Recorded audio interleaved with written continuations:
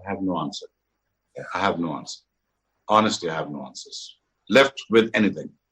मुझे कुछ समझ नहीं आ रही मैं इसका क्या जवाब दूं. मैं फोन करके सॉरी कर सकता हूँ फवाद आलम को, ये मैं जरूर कर सकता हूँ. ठीक, और हम सारों को कर देना चाहिए. ठीक कह रहे हैं आप. दिस इज एबिस्मल, क्योंकि आपने उनको देखे वो परफॉर्म करके आया, पहले आपने रखा नहीं, फिर आपने प्रेशर में रखा, और उसके बाद आपने खिलाया नहीं ऑन द प्रिटेक्स्ट के जी हारिस विल गेन कर लेगा. हालांकि हारिस वाज एवरेजिंग, आपको पता है, less than 10 at one time in the last 5 और 6 इनिंग्स, जब उसने बड़ा शॉट किया था उसके बाद. और अब आपने उसको बिल्कुल ही, फौज को क्या मैसेज दे रहे हैं यार, मतलब क्या मैसेज दे रहे हैं शुएब? उसको ये कह रहे हैं कि बंद कर दो, साड़ दो. I left with no answers. पता नहीं राशिद भाई के पास कोई जवाब होगा नहीं, मुझे नहीं लगता उनके पास कोई जवाब. ये वो प्लेयर है जो हर टीम अनाउंस होती है उसके ऊपर डिस्कशन 15 मिनट फवाद आलम पे होता है. सेंट्रल कॉन्ट्रैक्ट की टीम वो सेंट्रल कॉन्ट्रैक्ट अनाउंस होता है तो उसपे भी फवाद आलम का जिक्र होता है. तो ऐसा प्लेयर तो नहीं है जो ना हो यार, बस ये हम बोल सकते हैं कि क्या कुछ बोल सकते हैं. इतनी परफॉर्मेंस के बाद जब टेस्ट स्क्वाड में आपने रखा, इसका मतलब आपने प्रेशर में रखा था कि प्रेशर पड़ा था तो प्रेशर तोड़ने के लिए आपने टीम में रखा. इसको खिलाएंगे नहीं, और ऐसी टीम है कि 100 भी कर सकता है, इसको खिलाएंगे नहीं. तो बददियानती शायद मुझे मैं गलत हो सकता हूँ, लग रही है यहाँ पे फवाद के लिए स्पेशली. वो पास्ट में एक चीज नहीं है, हिस्ट्री है पाकिस्तान क्रिकेट बोर्ड की या चलाने वालों. क्रिकेट बोर्ड का एक नाम आ जाता है, लेकिन उसमें जो लोग काम करते आए हैं उनको ब्लेम करूंगा मैं. पाकिस्तान क्रिकेट बोर्ड की नुमाइंदगी हमने भी की, शुएब ने की, वो ठीक है एक इदारा है, लेकिन उनके लोगों ने जो काम किया ना, काम किया नहीं, काम उतारे गए हैं. हिस्ट्री भरी पड़ी हुई है. तो इसमें यही आपको एक देंगे कि बददियानती नजर आ रही है फवाद के लिए. अगर तो श्रीलंका बांग्लादेश के खिलाफ आपने बुलाया, उसको घुमाया, पिंडी रावलपिंडी इधर उधर घूम के गया, तो ना खिलाने का मकसद आज समझ में आ गया कि आपकी वो उसमें है ही नहीं, प्लान में है ही टेंशन नहीं थी. नहीं, लेकिन बाद मेरी बात सुन राशिद भाई, एक बात ये भी देखे ना आप कि फवाद आलम की, चले सारी बातें एक जगह रखते हैं हम, देखिए उसकी किस्मत को भी तो जरा आप ब्लेम दे दो ना. अब जब आनी है श्रीलंका, अब बांग्लादेश से आना है और सर्टन खेलना भी है, तो अब कोविड-19 आ गया. नहीं, लेकिन शुएब पहला टेस्ट नहीं खिलाया था बांग्लादेश के अगेंस्ट, तब भी हारिस को, लेकिन शुएब ने कहा था कि टेस्ट खेलेगा. हाँ, खेलेगा था, बिल्कुल कहा था. मैं अब उसका वेट करके यही कहता खेल के सो करे ताकि ये तो गले की हड्डी सीधी हो ना. तो वो अनफॉर्चुनेटली किस्मत भी कुछ साथ नहीं दे रही. तो वो कुछ मंजूरियां अल्लाह की तरफ से होती. कल मैंने राज भाई की एक वीडियो भिजवाई यार, लाइट बातें कर लिया ग्रुप में. हाँ यार ठीक है. तो नहीं लाइट बातें. तो अब वो इतनी सेंसिटिव वीडियो है जो मैंने राज भाई को भिजवाई है, उससे पता चलता है कि जो पाकिस्तान नहीं खेल सके तो उनकी खास वजह क्या थी, और क्यों जो पाकिस्तान खेल गए उनको अल्लाह ने क्यों नवाज दिया. तो उस वीडियो से मुझे कल को बड़ी सी चीजें समझ आई हैं. वो डॉक्टर आपको प्रोग्राम के बाद दिखाएंगे, वो अगर अभी तक आपके साथ शेयर नहीं हुई. उसका जवाब भी मैं ऑफ द रिकॉर्ड ही दूंगा. वैसे ऑफ द रिकॉर्ड जो पाकिस्तान खेल गया उसी का दिमाग ठीक था, वही स्टेबल था. मैं आपको बड़े खुले लफ्जों में बड़े सीधे बात कर रहा हूं आपको, वही डिजर्विंग था, वही सेंस ऑफ बिलोंगिंग उसी के साथ बैठती थी, वही किस्मत का धनी भी था, उसी को चांस भी मिलने थे, उसी को अल्लाह ने देना था. अब ऐसे करना था, वैसे करना था, इस तरह करना था, जैसे करना उसको मिलना था. अब फवाद आलम की किस्मत मुझे हैरानी हो रही है. और रन अच्छा चले, ये तो ठीक है, परफॉर्मेंस नहीं दी तो बाहर हो गया, ये तो मैंने सुना है. कभी ये सुना है कोई 1000-1500 रन करके बाहर हुआ बंदा international cricketer? Not at all. ये हेलो यार, ये किस किस्म का एनालिस्ट मान में बिठाया यार राशिद भाई? मोहम्मद यूसुफ? नहीं, वो यूसुफ के तो और रीजंस थे ना यार. यूसुफ के तो छोड़ो रीजन, उसकी तो सेल्फ छोड़ो रीजन भाई. उसने चलती हुई गाड़ी पुल से गिरा दी, छोड़ो रीजंस. वो 1500 रन किया भाईजान. हाँ वो ठीक है, मैं मानता हूँ. उसने टक्कर मार दी पीसीबी के चेयरमैन को सीधा गाड़ी में. छोड़ो वो रीजन, क्या रीजन? कोई रीजन नहीं. रीजन ये वो पाकिस्तान का सबसे बड़ा प्लेयर है, बाहर क्यों किया आपने? हाँ ठीक है, ये तो आपकी पॉइंट बहुत वैलिड है, बहुत वैलिड. नहीं, मेरे पॉइंट हमेशा वैलिड ही होते हैं. बिल्कुल ठीक होगा। क्या इसको थोड़ा सा वैलिड पॉइंट को अनवैलिड करूं जरा। क्या होता है, क्या है कि शुरू की बात मैं मुत्तफिक हूँ कि जो प्लेयर बिलोंग करता है वो खेलता है, और लेकिन मैं जो खेले हुए हैं उनकी भी बात करूंगा, सकलैन की, शोएब की, अजहर की, बहुत सारे प्लेयर ऐसे हैं जो कि 20-20 टेस्ट छोड़ के गए, खेले नहीं। क्यों नहीं खेले, इनको पता है ये बोलेंगे नहीं। दूसरा, जो प्लेयर नहीं खेल सकता है ना, उसको पागल किसने किया, इस सिस्टम ने पागल किया है उसको। उसने कहा है, उसने बोला यार ये जो खेल रहा है इसके 1,500 रन है, मैं जो नहीं खेल रहा है मेरे 4,000 रन है, मेरी एवरेज 58 की है, उसकी एवरेज 28 की है, तो पागल यही होगा ना जो बाहर बैठा हुआ है। अंदर वाला तो बिल्कुल बना रहा है, वो इमरजेंसी से बी में गया, बी से ए में गया, ए से बी में आया, वो तो घूम रहा है इस कॉन्ट्रैक्ट में। देख लो लास्ट 4 ईयर्स के कॉन्ट्रैक्ट आपको हर कॉन्ट्रैक्ट में नजर आएगा। वो तो कॉलर भी खड़े होंगे, घर भी लेगा, गाड़ी भी लेगा, वो तो पागल नहीं होगा। जहां पागल होगा, दो डॉक्टर को बोलेगा, फोन करेगा, दवाई लेगा, खाएगा, सो जाएगा। पागल कौन होगा जो मोटरसाइकिल पे घूम रहा है, जिसको पता है कि मैं अच्छा था। अभी हमने इंटरव्यू किया है कुछ प्लेयर्स के, ठीक है ना, हमें भी पता है, आपको भी पता है यार बेटर प्लेयर थे, लेकिन किस्मत ने, चलो किस्मत बोल देता हूँ, बोर्ड भी नहीं बोलता, उन्होंने साथ नहीं दिया, तो वो तो नशे की गोलियां या दवाई तो खाएंगे ना सर। तो इसमें थोड़ा सा फर्क है।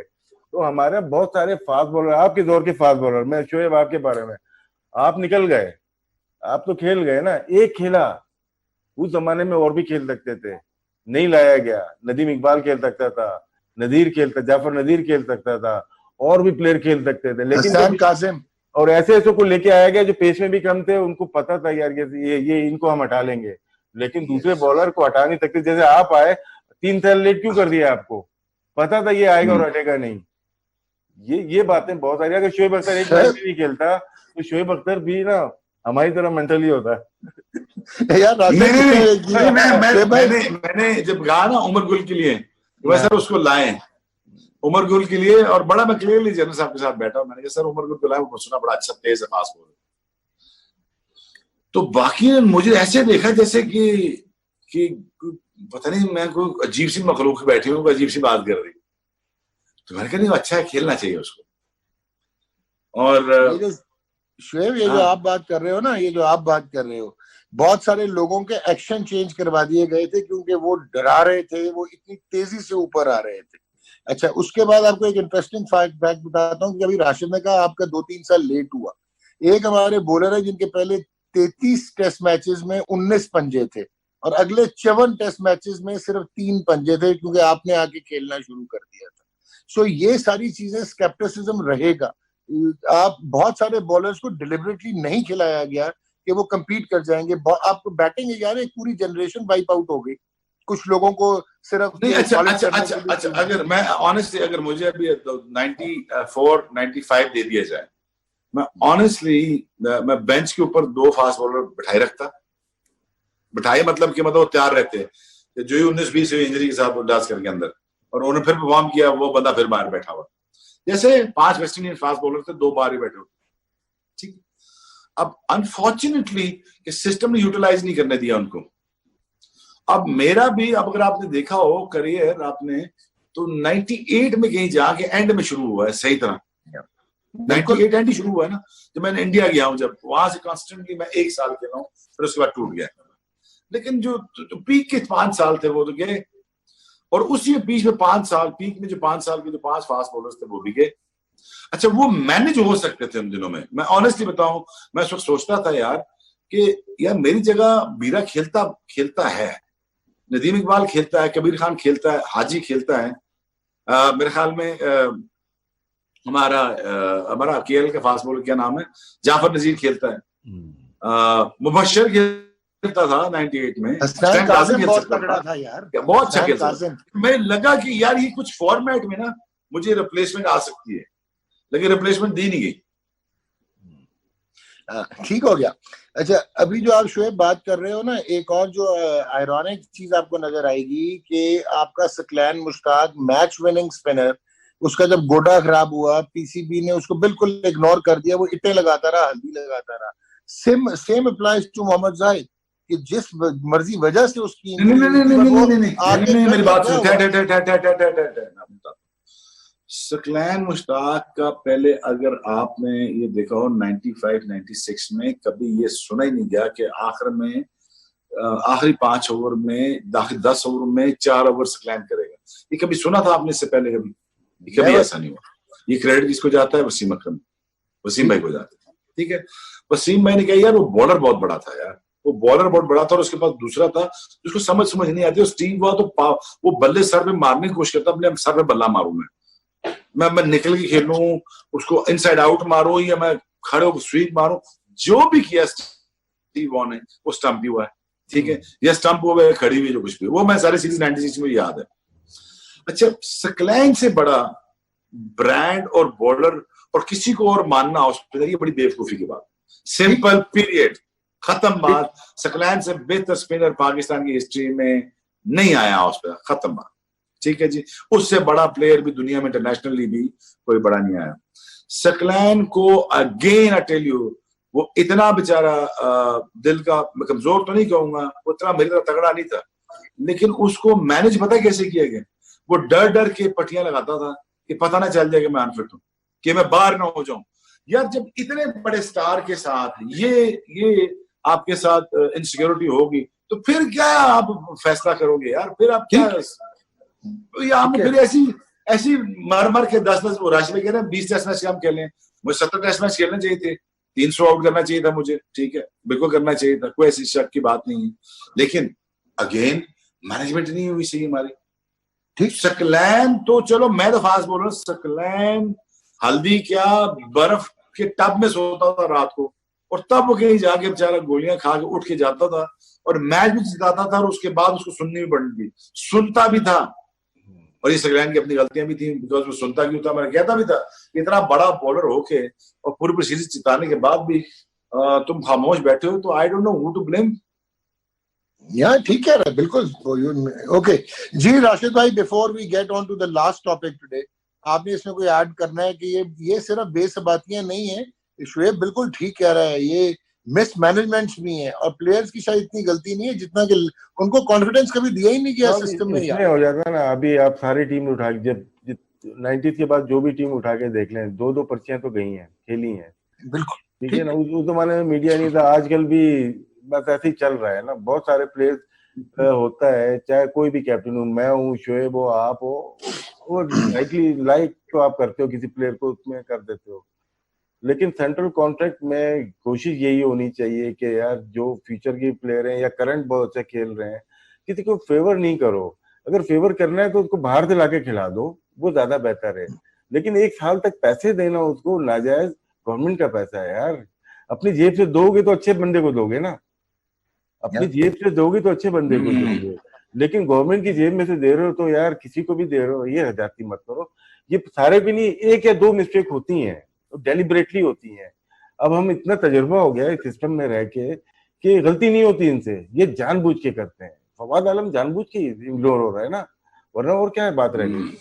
तो ये बहुत सारी चीजें, इससे पहले बहुत सारे प्लेयर तबाह हो गए, लेकिन सेंट्रल कॉन्ट्रैक्ट में ये करें ये कि स्लैब सिस्टम रखें, सीनियरिटी पे रखें, परफॉर्मेंस के ऊपर रखें, और जो आपको फीस करनी है ना, फीस इक्वल कर दें। आप जो टेस्ट मैच या वनडे की फीस है ना, बिल्कुल वो इक्वल कर दें। जो ऑल ओवर द वर्ल्ड एक फॉर्मूला चल रहा है, उसके ऊपर चले। अगर 10 रुपए एक मैच की फीस है, ये ना हो कि सिर्फ 10 रुपए ले रहा है, मैं 9 रुपए ले रहा हूँ, 8 रुपए ले रहा हूँ, तो मैच तो सब बराबर ही खेल रहे हैं। परफॉर्मेंस होना ना होना वो डिफरेंट है, लेकिन एक पास्ट रिकॉर्ड के लिहाज से सेंट्रल कॉन्ट्रैक्ट में स्लैब सिस्टम बनाया है, ठीक है, लेकिन मैच फीस एक कर दें, वो ज्यादा बेहतर होगा लड़कों की परफॉर्मेंस के लिए।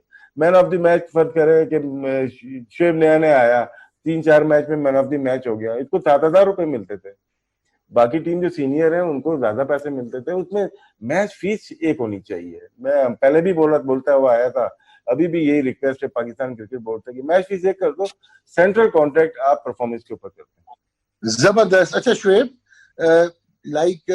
आप हैरान हो गए कि एक तरफ आप वहाब रियाज को और मोहम्मद आमिर को नहीं रख रहे हो कॉन्ट्रैक्ट में, चाहे आप पनिश कर रहे हो या जो भी कर रहे हो, अपनी वो निकाल रहे हो, भड़ास निकाल रहे हो, फाइन, लेकिन नोइंग फुली वेल कि अगर ये कोविड के आगे सेटल हो गया तो आपने एशिया कप T20 भी खेलना है, आपने वर्ल्ड T20 भी खेलना है, आपके पास हैंडफुल ऑफ वनडे इंटरनेशनल और व्हाइट बॉल क्रिकेट है।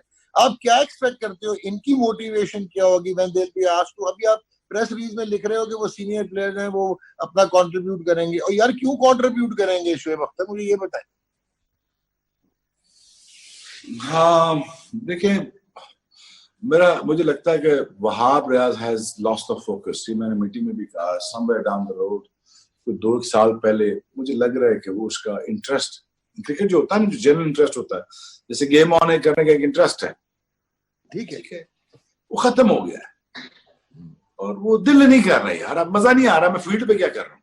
एक टाइम आ जाता ना, I don't really give a care यार, I don't care basically. So that kind of attitude that I could see that coming in Wahab. So he doesn't care. Does Amir can make a difference in a T20 format? Obviously he can. But again, दोनों के साथ वही रवैया रखा है, उतना harsh नहीं जितना उमर अकमल के साथ।